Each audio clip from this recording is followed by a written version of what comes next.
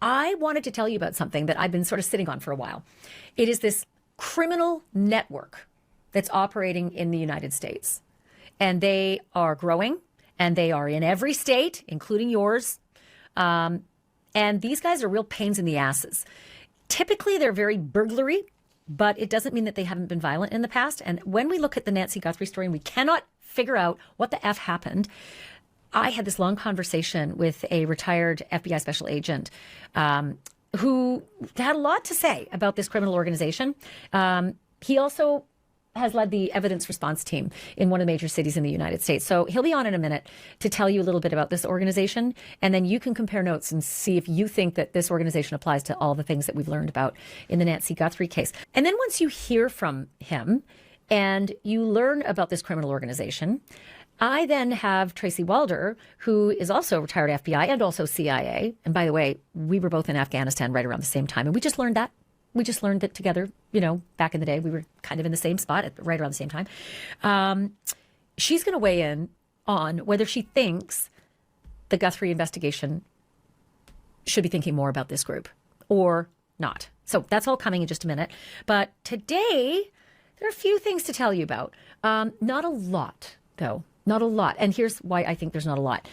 For starters, that damn parking enforcement is still up. I talked to Brian Enton today. He said it's still up there, which makes it hell in a handbasket for anybody to do any coverage. Not to say that they're not.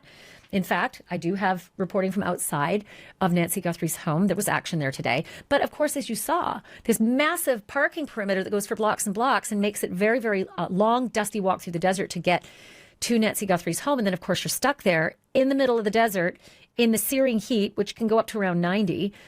Dusty, dry, hot. You don't have power. You don't have shelter. You don't have water. I mean, come on. Sheriff Nanos clearly was trying to, in my opinion, clear us the hell out of there so that we couldn't do the reporting that people have been doing on this story. And I think that, very much the people of Tucson, Arizona have a right to know what the hell happened at that house. Because originally he told us there was nothing to be concerned about. No worries. Nothing to worry about. Right? That is bullshit. And that's why you have reporters to say that is bullshit. And we're here to find out what actually happened because there are other people who live here. Anyway, I digress.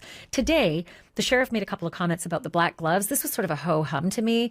The sheriff said those black gloves were traced through DNA, and at the time we were told didn't match the DNA inside the home and didn't, hit into CODIS. But now we're learning that they traced that DNA to a local restaurant employee and that individual is not part of the investigation. So just a little bit more detail about those black gloves that were found 2 miles from Nancy Guthrie's home.